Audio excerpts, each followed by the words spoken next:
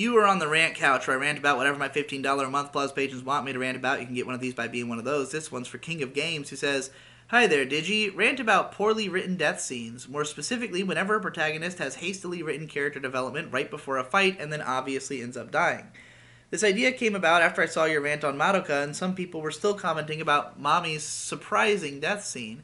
However, as soon as she started battling the witch, I turned to my partner and said, $10, she dies here. It was way too obvious with the way she was talking. Why do you think this happens? Sloppy writing? Is it intentional as some form of foreshadowing, and I've just taken a personal distaste to it, etc.? Definitely sloppy writing. Definitely a lot of the time, it's just an attempt to make a shocking moment. Like, it seems like people are never expecting a character to die. Like, somehow, death in storytelling always seems to come as somewhat of a surprise unless you are, like, really, keyed into, again, these kinds of tropes. And, like, the tropes giving it away, it's really more of a consequence of how much you know, how much you've watched. Like, obviously, somebody who's new to the medium, who has not seen that this is something that happens in stories, will not notice right away. But it's one of those things that happens so often and is such a writing crutch that, like, it is heavily criticized. And you usually get it. Like, the worst ones are when, like, they introduce a new character. Literally, they have, like, a gigantic scene of, like, pouring out all of their fucking hopes and dreams and what they want out of life, and then they're definitely gonna die later in that episode. I hate that shit. It bothers me. I think it's lazy, and it doesn't make me care about the character. Like, I have to have some kind of personal connection with them to really care.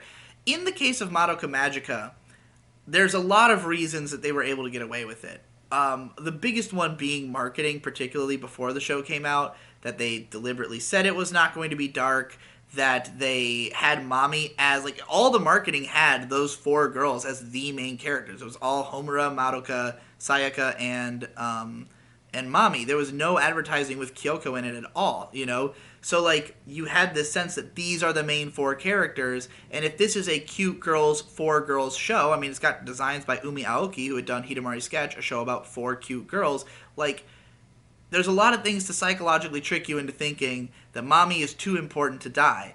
And if you don't take the early episodes as, being, like, I think personally they're obviously pretty dark, but I didn't expect anybody to die. Like, I just was not anticipating that was going to happen.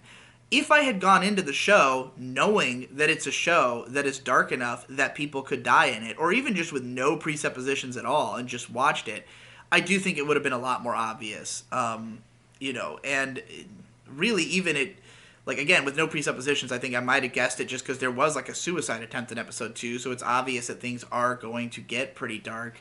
But, yeah, I think, I think it was not handled that poorly in Madoka, because Mami had been an established character for 2 whole episodes, though, like, rewatching the show, I remember being kind of, like, shocked to realize that almost all of Mami's dialogue up until that point is exposition.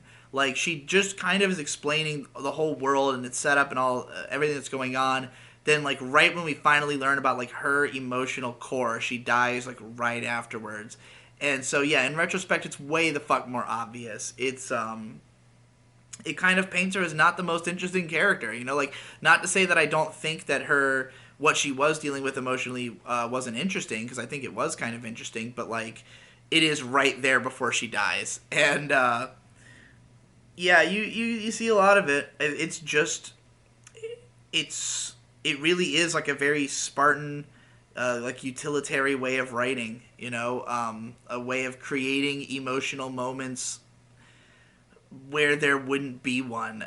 I think about, like, To the Abandoned Sacred Beast, for instance, which I mentioned in another rant just recently, but in that show, like, they would basically in each episode introduce a character, tell you about their shit, and then kill them. And, like, because you kind of know that's the nature of the show, it wasn't as annoying, but it was still just very much like, okay, I don't care about these characters. Like, I don't care about their hang-ups, I don't care about their deaths, because there might be some kind of thematic nugget in there, but, like, all of the window dressing, all the pathos is lost on me, because I don't think of this as a character. I think of them as the villain of the week who is to be killed by the main character, So, like, Yeah, I think it just diminishes the feeling of them as like an existing person, and turns them into more of a writing device. It turns them into something that is just there to further the story or to create an emotion in the viewer in that moment, but not to have that lasting impact of like, this is a character who I have understood, I've been with, and like when they die, maybe it's shocking, or even if it's not shocking, it has more impact because I cared about them. So yeah, I definitely think it's not a great writing technique.